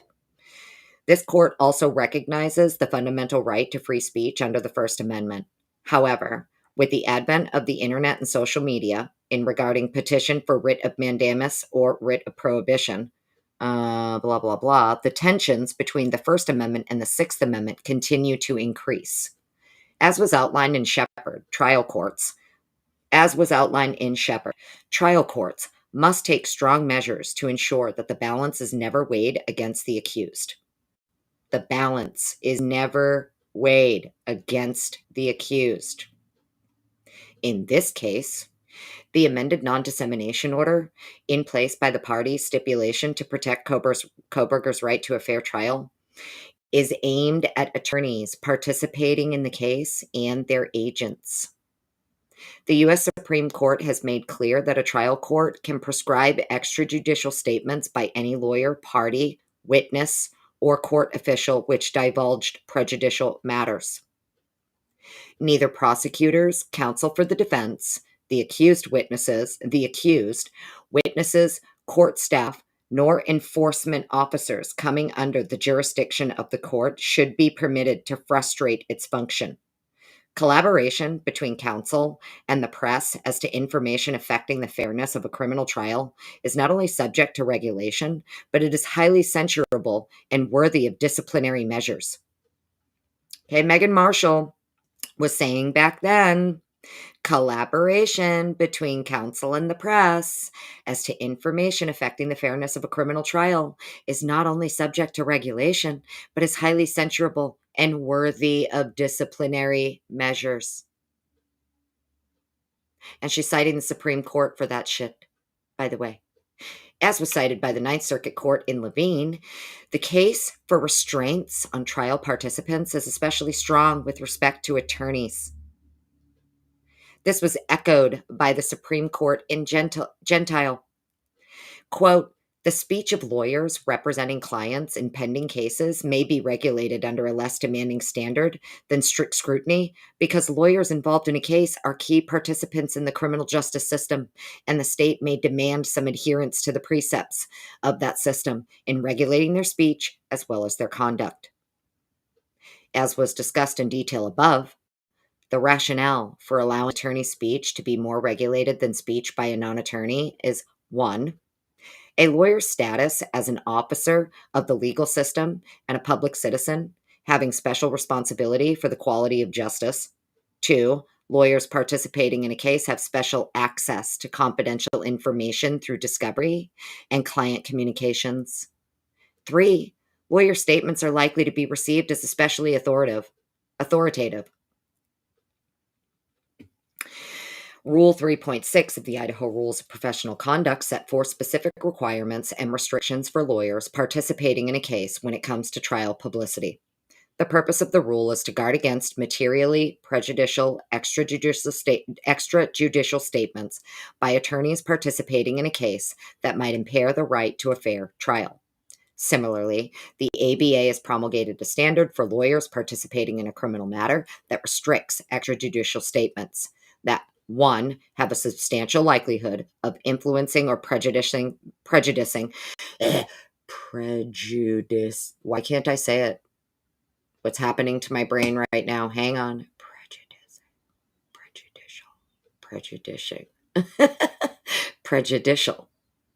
Prejudicing. There you go. Prejudicing the outcome of a trial or a jury. I am so fucking tired, guys. And it's 7:15 at night. Ugh, it's been a long day. Okay, let's try this again, Annie. Similarly, the ABA has promulgated a standard for lawyers participating in a criminal matter that restricts extrajudicial statements that, 1, have a substantial likelihood of influencing or prejudicing the outcome of a trial or a jury. 2, that heightened public condemnation of a defendant, a witness, or a victim. And 3, that undermine the public's respect for the judicial process. Taken together, the case law and the standards governing attorneys make clear that, 1, the court has an obligation to take measures to ensure that the balance between the First Amendment and the Sixth Amendment is not weighed against Kohberger, and 2, the court has authority to impose restrictions on the speech of attorneys participating in the case when it comes to extrajudicial statements that, quote, have a substantial likelihood of materially prejudicing potential jurors and a fair trial. Number 2 was strict scrutiny and a less demanding standard have both been applied to restrictions on a lawyer's speech. As detailed above, 1985, Ninth Circuit Court Levine applied strict scrutiny in reviewing a non-dissemination order being challenged by 2 lawyers whose speech was restrained. The burden was on the government to establish that, 1, the restrained activity posed either a clear and present danger or a serious imminent threat to a protected competing interest, and 2, the order was narrowly drawn, and 3, less restrictive alternatives were not available. However, in 1991, the U.S. Supreme Court held that, quote, the speech of lawyers representing clients in pending cases may be regulated under a less demanding standard than strict scrutiny. The rationale for a less demanding standard has been detailed above. Here, as will be discussed below, the restraints on gray speech and the speech of all attorneys involved in this case set forth in the court's revised amended non-dissemination order will meet the higher standard of strict scrutiny. 3, the case law and ethical rules support a finding that gray speech can be restrained without violating the First Amendment. This court's revised amended non-dissemination order will narrow and clarify what speech is restrained and what speech is not restrained to withstand strict scrutiny. And because my eyes are getting tired, I'm not going to go through all this, but if you guys want to, you can. They're talking about, while only the occasional case presents a danger of prejudice from pretrial publicity that was Gentile, this case, as recognized by the Idaho Supreme Court, has drawn widespread publicity, garnering worldwide media attention and much speculation, and therefore pretrial publicity does not present a real danger of prejudice. And this was in the petition for the writ of mandamus and the writ of prohibition. Recognizing the high-profile nature of the case and the extensive coverage it has received, along with the need to minimize possible pretrial prejudice, the parties stipulated to entry of the original non-dissemination order and the amended non-dissemination order. As was noted by District Judge Stephen Boyce in his memorandum decision, an order prohibiting video and photographic coverage of the case for Lori Noreen, Daybell, blah, blah, blah. Agreement between the state and defense on any issue in a capital case is rare, further confirming to the court the legitimacy and level of concern counsel have raised. The same is true in this instance. As was presented at the hearing on June 9th, the parties have a legitimate concern for information being disseminated to the media by attorneys involved in this case, including attorneys representing the families of the victims and attorneys representing witnesses. While these attorneys and their clients are not parties to the case, they are undoubtedly participating in the case. Because the victims' families are themselves victims in the case and are also potential witnesses, they are in a unique position to have a right to obtain information not available to the public. Because lawyers have special access to information through discovery and client communications, their extrajudicial statements pose a threat to the fairness of the pending proceeding, since lawyer statements are likely to be received as especially authoritative. As defense counsel stated during oral argument, quote, "When Mr. Gray speaks, people listen. It matters to have counsel abide by the ethical rules," end quote. Additionally, because Gray has initiated a tort claim against the city of Moscow, law enforcement, and the University of Idaho on behalf of Gonzalez and Mogan families, he may also, quote, "have special access to information through discovery that again is not open to the public." This access to confidential information, coupled with the advent of the internet and social media over the past several decades, makes this court task of balancing Gray's First Amendment rights with Kohberger's Sixth Amendment right an even more difficult task than it was for the courts in Shepherd.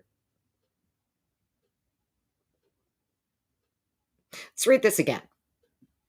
Additionally, because Gray has initiated a tort claim against the city of Moscow, law enforcement, and the University of Idaho on behalf of the Gonsalves and the Mogan families, he may also, quote, "have special access to information discovery that again is not open to the public."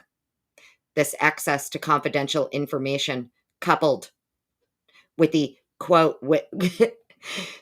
she's citing the Supreme Court here.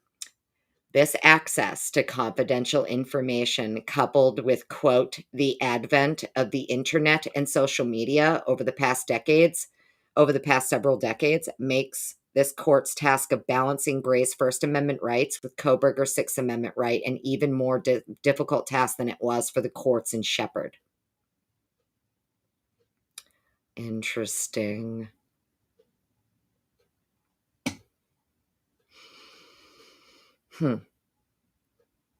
So even back then, Meghan Markle saying, "Hey, listen, guys, so because Gray here is representing them, but because he also initiated a tort claim against the city of Moscow, law enforcement, and the university on behalf of his the Gonsalves family and the Mogan families, Mr. Gray also has special access to information through discovery that is not available to the public. This access to confidential information, coupled with the advent of the internet and social media over the past several decades, makes this court's task of balancing Gray's First Amendment rights with Kohberger's Sixth Amendment right even more difficult task than it was for the court in Shepherd. Let's see. But the facts of this case and the circumstances presented to the court during argument make clear the obligation of the court to ensure all attorneys participating in the case are at the least abiding by the ethical rules that restrain comments to the media and public about certain aspects of this case. This is a high-profile case with substantial media attention. Any statements made to the media by those involved in the case spread like wildfire and at times have been twisted and misconstrued. The stakes are high for both parties, but especially for Kohberger, who is potentially facing the death penalty if found guilty. Given this backdrop, the court must take measures to ensure Kohberger's right to a fair trial by an impartial jury. Gray, through his clients, and the other attorneys participating in the case, have special access to confidential information. As represented by the parties during the hearing, Gray has issued statements and participated in television interviews that the parties view as a violation of the current amended non-dissemination order. Gray did not dispute these representations. Extrajudicial statements by lawyers involved in a case pose a threat to the fairness, since lawyers' statements are likely to be received as especially authoritative. Based on the circumstances of the case and these facts, this court finds that extrajudicial statements by lawyers participating in the case have a substantial likelihood of materially prejudicing a fair trial or sentencing, and pose a clear and present danger or serious and imminent threat to Kohberger's fundamental right to a fair trial by an impartial jury. Further, this court finds that there are not less restrictive alternatives available to prevent prejudicial information from being leaked to the media by lawyers.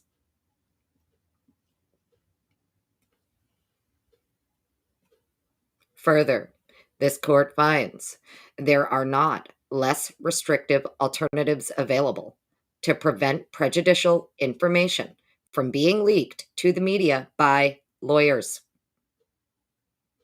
As noted in Gentile, while change of venue, delay of trial, or sequestering the jury may be tactics used to help filter out the effects of pretrial publicity, quote, the state has a substantial interest in preventing officers of the court, such as lawyers, from imposing such costs on the judicial system and on the litigants.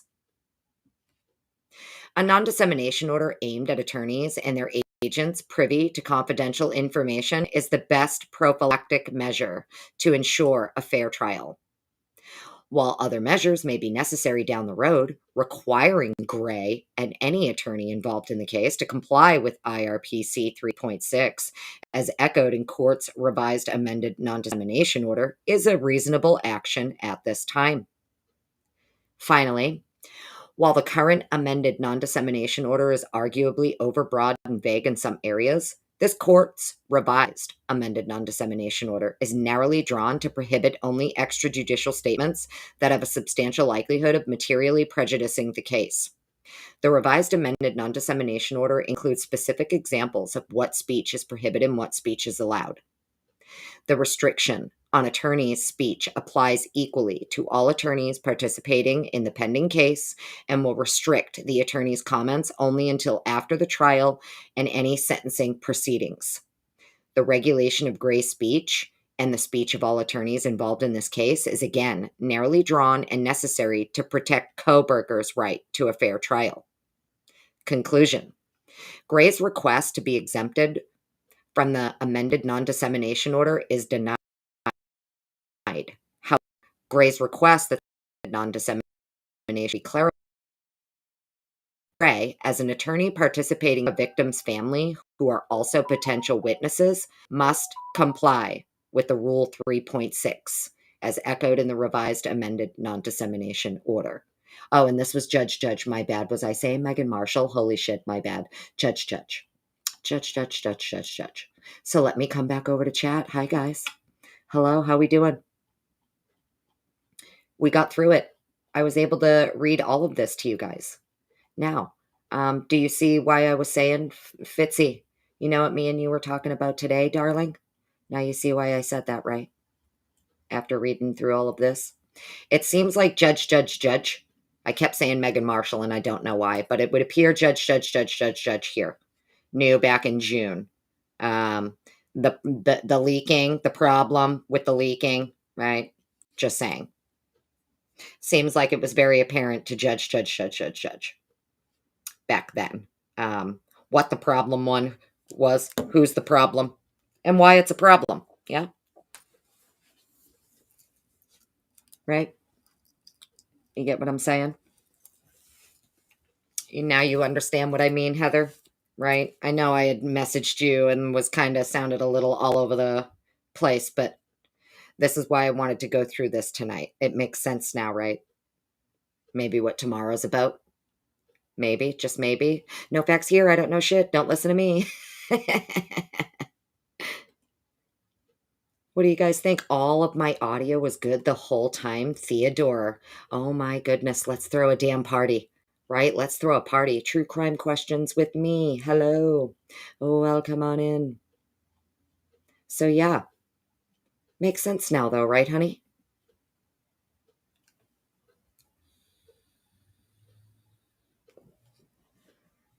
But yeah, if anybody wants to, if you missed any of it, you can go back, catch the replay, put it at 2 speed, do whatever you got to do. I did link all of the documents that I read for you guys in the description of the video so that you don't have to go digging for them yourselves. These are all from like 2023.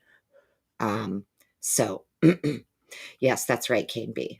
That's right. I don't know shit. No facts here. Read the documents yourselves, come to your own conclusions. But I think that maybe, just maybe, after reading what we just went through, maybe, just maybe, tomorrow's hearing has to do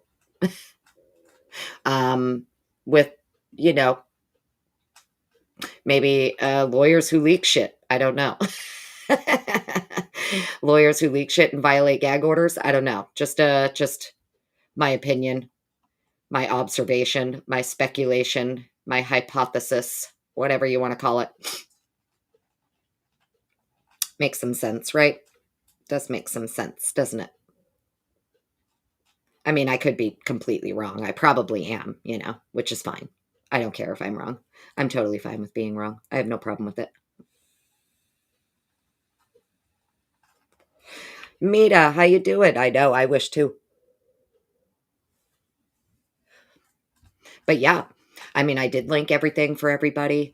I didn't plan on being on here too late tonight. I just thought maybe because I know there's been a lot of questions about, we've all been trying to think like who could be leaking and why would they be leaking and blah, blah, blah. And so I don't know. I mean, it seems like even way back when Judge was under the impression that they knew who the leaker was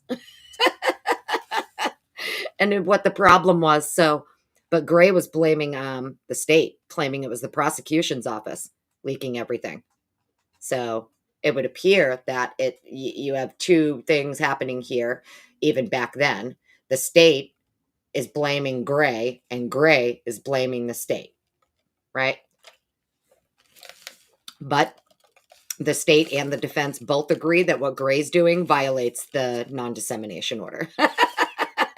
And at least, the state and the defense agreed on one thing, huh? In this case, it looks like at least the state and the defense agreed on one thing at some point. Typically unique. Hello, darling. Hello. So good to see you. I'm about to dip out of here, though. So you may have to go put it on a replay at 2 speed, darling. I hope you're doing well. Good to see you. So yeah, I linked everything for you guys. It's in the description of the video. Just wanted to this is where my brain was. So I figured, hey, you know what? Let's go over it. Let's have a little chit chat about where my brain is and, maybe. And then you come to your own conclusions. But this is kind of where my brain's at, right? My brain's at, okay, seems like judge. They all knew back then who the problem was. And maybe who the problem still is, right? Just saying. Just my opinion. If I'm wrong, I'm fine with being wrong. But I got to get out of here. Nelly. Because my kitty is, hey, get down, no. My cat's about to rip shit up. But I also got to head out in like 10 minutes and go pick up my daughter from her sister's house. They were doing game night tonight, having their little sister game night. And yeah, I got to go pick her up soon. So, well, I appreciate you, Life of Riley. And if you guys want these docs, they're all linked. Go print them out, laminate them, frame them, do whatever you want with them. Thanks for hanging out with me tonight. I hope you guys have a great rest of your week. Awesome rest of your week. And I'll see you around in those YouTube streets, yeah? If you need to, go be replay crew. Put it at 2 speed, and leave a comment. Make sure you give it some thumbs up, thumbs it down. You know what to do. Share, like, do all the good stuff. And yeah, we'll catch you around.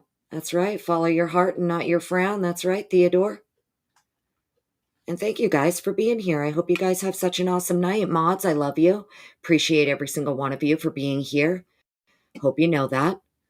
And yeah, try and get in another live at some point this week. But I thought maybe we should go ahead and take a look back at some of these documents from back in the day and refresh our brains. And maybe that will help going forward. We're going to start one and taking a look back at some of the things from back in the day and see where that leads us today. Yeah? Sound like funsies? Time to go make the donuts. All right. An awesome night. I appreciate all of you hanging out with me. Thank you for all the support. Thank you for all the love. Truly appreciate it. Mercy Cat, my darling, I know you'll be on replay. Love you. Hope you have an awesome week. Bye, everybody.